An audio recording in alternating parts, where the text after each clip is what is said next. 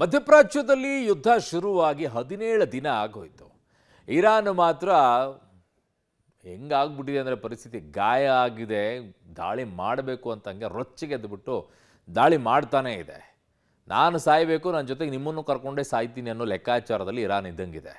ಹಾಗಾಗಿ ಈಗ ದುಬೈನ ಏರ್ಪೋರ್ಟ್ ಮೇಲೂ ಡ್ರೋನ್ ಅಟ್ಯಾಕ್ ಮಾಡಿದೆ, ಅಲ್ಲೂ ಬ್ಲಾಸ್ಟು, ಎಲ್ಲ ವಿಮಾನಗಳು ರದ್ದಾಗ್ಬಿಡ್ತು. ಅದಾದ ನಂತರ ಈಗ ಅಮೆರಿಕ ಇದನ್ನ ಹೆಂಗಾದ್ರೂ ನಿಲ್ಲಿಸಬೇಕಲ್ಲ, ಆ ನಿಟ್ಟಿನಲ್ಲಿ ಈಗ ಹೊಸ ಯೋಚನೆಗಳನ್ನು ಮಾಡ್ತಾ ಇದ್ದಾರೆ.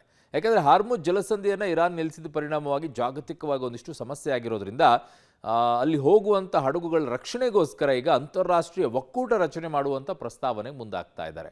ಬಟ್ ಕೆಲವೊಂದು ಟೈಮಲ್ಲಿ ಅವ್ರ ಜೊತೆಗೆ ನಿಲ್ಲುವಂಥ ರಾಷ್ಟ್ರಗಳೇ ಈಗ ಆ ವಿಚಾರದಲ್ಲಿ ಬೆಂಬಲ ಕೊಡ್ತಾ ಇದ್ರಲ್ಲೂ ಡೌಟ್ ಬರ್ತಾ ಇದೆ. ಯಾಕೆ? ಈ ರಿಪೋರ್ಟ್ ನೋಡಿ.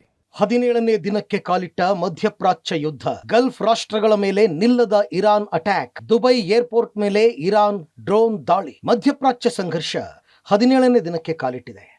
ಅಮೆರಿಕ ಇಸ್ರೇಲ್ ದಾಳಿಗಳ ನಡುವೆ ಇರಾನ್ ಪ್ರಬಲ ಪ್ರತಿದಾಳಿಯನ್ನು ನಡೆಸ್ತಾ ಇದೆ. ಇಂದು ಸೌದಿ ಅರೇಬಿಯಾದ ವಿಮಾನ ನಿಲ್ದಾಣ ಸೇರಿ 6 ಕಡೆ ದಾಳಿ ನಡೆಸಿದೆ. ಸೌದಿ ಅರೇಬಿಯಾದ ಸೌದಿಯ ಪೂರ್ವ ಪ್ರಾಂತ್ಯದಲ್ಲಿ 6 ಡ್ರೋನ್ಗಳ ಮೂಲಕ ದಾಳಿ ಮಾಡಲಾಗಿದೆ. ಇವುಗಳನ್ನು ಭದ್ರತಾ ಪಡೆಗಳು ತಡೆದಿವೆ. ಇದರ ಬೆನ್ನಲ್ಲೇ ದುಬೈ ವಿಮಾನ ನಿಲ್ದಾಣದ ಬಳಿಯೂ ಇರಾನ್ ದಾಳಿ ನಡೆಸಿದೆ. ವಾಯುನೆಲೆಯ ಸಮೀಪದಲ್ಲಿರುವ ಸೌಲಭ್ಯಗಳ ಮೇಲೆ ನಡೆದ ಡ್ರೋನ್ ದಾಳಿಯ ಪರಿಣಾಮವಾಗಿ ದುಬೈ ಅಂತಾರಾಷ್ಟ್ರೀಯ ವಿಮಾನ ನಿಲ್ದಾಣದಲ್ಲಿ ವಿಮಾನಗಳ ಹಾರಾಟವನ್ನು ತಾತ್ಕಾಲಿಕವಾಗಿ ಸ್ಥಗಿತಗೊಳಿಸಿದೆ. ದಾಳಿಯಿಂದ ಇಂಧನ ಟ್ಯಾಂಕ್ಗಳಿಗೆ ಹಾನಿಯಾಗಿದ್ದು, ತುರ್ತು ಸೇವಾ ತಂಡಗಳು ತಕ್ಷಣವೇ ಕಾರ್ಯಾಚರಣೆ ಆರಂಭಿಸಿ ಬೆಂಕಿಯನ್ನ ನಿಯಂತ್ರಣಕ್ಕೆ ತಂದವು. ಅಮೆರಿಕ, ಇಸ್ರೇಲ್ ಮತ್ತೆ ಇರಾನ್ನ ನಡುವೆ ನಡೀತಿರುವಂತಹ ಸಂಘರ್ಷ 17ನೇ ದಿನಕ್ಕೆ ಕಾಲಿಟ್ಟಿದೆ. 17ನೇ ದಿನ ಆದ ಬಳಿಕವೂ ಕೂಡ ಯುದ್ಧೋನ್ಮಾನದ ಸ್ಥಿತಿ ಇನ್ನೂ ಕೂಡ ಬದಲಾಗಿಲ್ಲ. ಇವತ್ತು ಕೂಡ ಇರಾನ್ ದುಬೈ ಮತ್ತೆ ಅಬುದಾಬಿಯ ಮೇಲೆ ನಿರಂತರವಾದಂತಹ ದಾಳಿಯನ್ನು ನಡೆಸ್ತಾ ಇರುವಂಥದ್ದು. ಇವತ್ತು ಮುಖ್ಯವಾಗಿ ದುಬೈನ ಅಂತಾರಾಷ್ಟ್ರೀಯ ವಿಮಾನ ನಿಲ್ದಾಣದ ಮೇಲೆ ಇರಾನ್ ದಾಳಿಗೆ ಯತ್ನಿಸಿರುವಂಥದ್ದು. ಡ್ರೋನ್ ಮತ್ತೆ ಮಿಸೈಲ್ಗಳನ್ನು ಹಾರಿ ಬಿಡುವ ಮೂಲಕ ಅಲ್ಲಿ ದಾಳಿಗೆ ಯತ್ನವನ್ನ ಮಾಡಿರುವಂಥದ್ದು. ಆದರೆ ಭದ್ರತಾ ಪಡೆಗಳು ಈ ದಾಳಿಯನ್ನು ವಿಫಲ ಮಾಡಿವೆ ಅನ್ನುವಂಥದ್ದು ಗೊತ್ತಾಗ್ತಾ ಇದೆ. ಆದರೆ ಈ ದಾಳಿಯ ಭೀತಿ ಹಿನ್ನೆಲೆಯಲ್ಲಿ ಈಗ ಸದ್ಯಕ್ಕೆ ಅಂತಾರಾಷ್ಟ್ರೀಯ ವಿಮಾನಗಳ ಹಾರಾಟವನ್ನ ನಿರ್ಬಂಧಿಸುವಂತ ಕೆಲಸವನ್ನ ಮಾಡಲಾಗಿದೆ. ದುಬೈಗೆ ತೆರಳಬೇಕಿದ್ದ ವಿಮಾನಗಳು ಡೈವರ್ಟ್. ತಿರುವನಂತಪುರಂ ದುಬೈ ವಿಮಾನ ಸಂಚಾರ ರದ್ದು. ಬೆಂಗಳೂರಿನಿಂದ 24 ವಿಮಾನಗಳ ಹಾರಾಟ ಬಂದ್. ಹೌದು, ದುಬೈ ಏರ್ಪೋರ್ಟ್ ಬಳಿ ಇರಾನ್ ಡ್ರೋನ್ ದಾಳಿ ಹಿನ್ನೆಲೆಯಲ್ಲಿ ದುಬೈಗೆ ತೆರಳಬೇಕಿದ್ದ ವಿಮಾನಗಳ ಹಾರಾಟ ರದ್ದು ಮಾಡಲಾಗಿದೆ.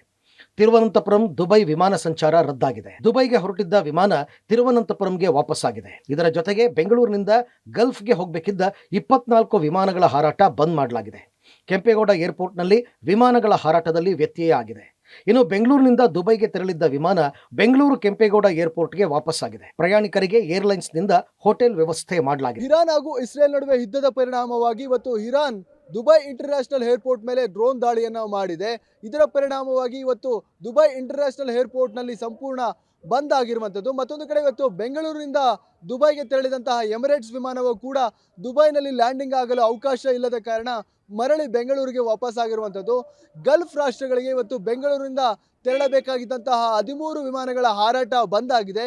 ಬೆಂಗಳೂರಿಗೆ ಗಲ್ಫ್ ರಾಷ್ಟ್ರಗಳಿಂದ ಬರಬೇಕಿದ್ದಂತಹ 11 ವಿಮಾನಗಳ ಹಾರಾಟ ರದ್ದಾಗಿರುವಂಥದ್ದು. 24 ವಿಮಾನಗಳ ಹಾರಾಟದಲ್ಲಿ ಬಹಳಷ್ಟು ಇವತ್ತು ವ್ಯತ್ಯಯ ಆಗಿದೆ. ಹಾಗಾಗಿ ಸಹಜವಾಗಿ ಮುಂಗಡವಾಗಿ ಗಲ್ಫ್ ರಾಷ್ಟ್ರಗಳಿಗೆ ಟಿಕೆಟ್ ಅನ್ನು ಬುಕ್ ಮಾಡಿಕೊಂಡಿರುವಂತಹ ಪ್ರಯಾಣಿಕರು ಇವತ್ತು ಏರ್ಪೋರ್ಟ್ಗೆ ಬಂದು ಇವತ್ತು ಪರದಾಡುವಂತಹ ಪರಿಸ್ಥಿತಿ ಇವತ್ತು ಬೆಂಗಳೂರಿನ ಏರ್ಪೋರ್ಟ್ ನಲ್ಲಿ ನಿರ್ಮಾಣವಾಗಿದೆ. ಅಮೆರಿಕ ವಿರುದ್ಧ ಇರಾನ್ನಿಂದ ಪ್ರತೀಕಾರದ ದಾಳಿ, ಕ್ಷಿಪಣಿ ಮತ್ತು ಡ್ರೋನ್ ದಾಳಿ ನಡೆಸಿದ್ದೇವೆ ಎಂದ IRGC. ಅಮೆರಿಕದ 4 ವಾಯುನೆಲೆಗಳ ಮೇಲೆ ಇರಾನ್ ದಾಳಿ ನಡೆಸಿದೆ. ಇರಾನ್ನ ಇಸ್ಲಾಮಿಕ್ ರೆವಲ್ಯೂಷನರಿ ಗಾರ್ಡ್ಸ್ ಕಾರ್ಪ್ಸ್ ಈ ದಾಳಿಯನ್ನು ನಡೆಸಿದ್ದು, ಅಮೆರಿಕದ ಹಲವಾರು ವಾಯುನೆಲೆಗಳ ಮೇಲೆ ಕ್ಷಿಪಣಿ ಮತ್ತು ಡ್ರೋನ್ಗಳ ಮೂಲಕ ದಾಳಿ ನಡೆಸಿದೆ.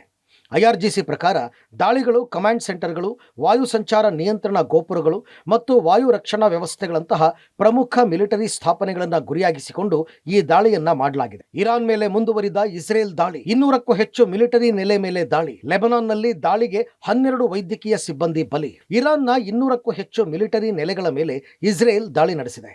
ಕಳೆದ 24 ಗಂಟೆಗಳಲ್ಲಿ ದಾಳಿ ನಡೆಸಿರುವ ಬಗ್ಗೆ ಇಸ್ರೇಲಿ ಸೇನೆ ಮಾಹಿತಿಯನ್ನು ನೀಡಿದೆ. ಬ್ಯಾಲಿಸ್ಟಿಕ್ ಕ್ಷಿಪಣಿ ವ್ಯವಸ್ಥೆಗಳು, ಮಿಲಿಟರಿ ಪ್ರಧಾನ ಕಚೇರಿ, ರಕ್ಷಣಾ ವ್ಯವಸ್ಥೆಗಳು ಮತ್ತು ಶಸ್ತ್ರಾಸ್ತ್ರ ಉತ್ಪಾದನೆ ಮತ್ತು ಸಂಗ್ರಹಣಾ ಸೌಲಭ್ಯವನ್ನು ಗುರಿಯಾಗಿಸಿಕೊಂಡು ಈ ದಾಳಿ ನಡೆದಿದೆ ಅಂತ ಇಸ್ರೇಲ್ ಸೇನೆ ತಿಳಿಸಿದೆ.